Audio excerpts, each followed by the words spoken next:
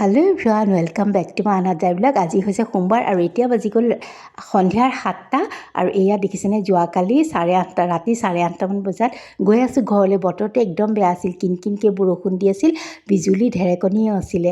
এনেকুৱাত আকৌ বৰ ভয় লাগে। তাৰপাছত এয়া গৈ পেলাই যেনিবা ধুনীয়াকৈ পালোংগৈ ঘৰ। অকণমান এয়া ৰিয়াকে কেপচাৰ কৰিছোঁ আৰু গৈয়ে তাই সেয়া মামীয়েকে দুৱাৰ খুলি দিলে, লগ পাই গ'ল মামীয়েকক। অকণমান হাততে মোবাইলটো আছিলে, কেপচাৰ কৰি থৈ দিলোঁ। ভাল লাগে এনেকুৱা স্মৃতিবোৰ সাঁচি থ'বলৈ।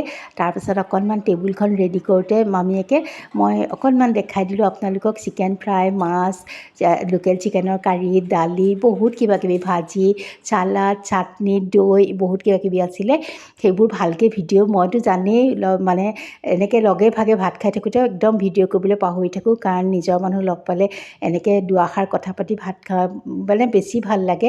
ভিডিঅ' কৰিবলৈ পাহৰিয়ে যাওঁ, আচলতে মনত থাকিলে নিশ্চয় কৰিলোঁহেঁতেন। আৰু অকণমান যিকণ কৰিছোঁ সেইকণকে আপোনালোকৰ ওচৰত শ্বেয়াৰ কৰিছোঁ আৰু এয়া দেখাই দিলোঁ অকণ। আৰু এইফালে এয়া দেখিছেনে ৰিয়া ৰাতিপুৱা যাবলৈ ওলালে আৰু তাইক সদায় কেপচাৰ কৰোঁ অকণমান, লগতে আছে গতিকে অকণমান এনেকৈ কেপচাৰ কৰি থৈ দিওঁ, মাজে মাজে চাই থাকিম যোৱাৰ পিছত হয়নে নহয় বাৰু।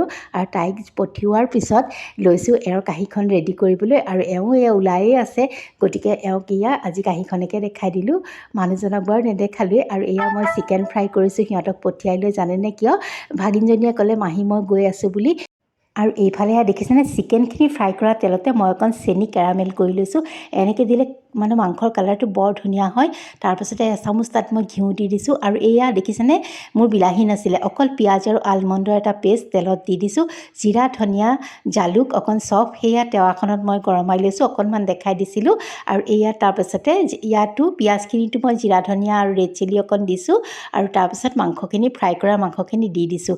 তাৰপাছত ধুনীয়াকৈ লৰাই বগৰাই ভাজিছোঁ আৰু এই যে গোটা মছলাখিনি আছিলে সেইখিনি তাতে দি অকণমান ফ্ৰাই কৰিছোঁ। তাতে মই নহৰুও দিছিলোঁ দেই। আৰু তাৰপাছত উতলা পানী ঢালি দিছোঁ।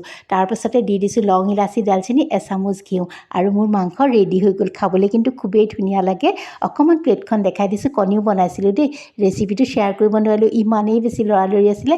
2টাই বাজিলে, তাইও আহি পালে, ভোকে ভাগৰে আহিছে, গতিকে ভাতকেইটা দি আজৰি হ'লোঁ আৰু তাইকো ভালকৈ কেপচাৰ কৰা নহ'ল। তেন্তে আজিলৈ আহোঁ।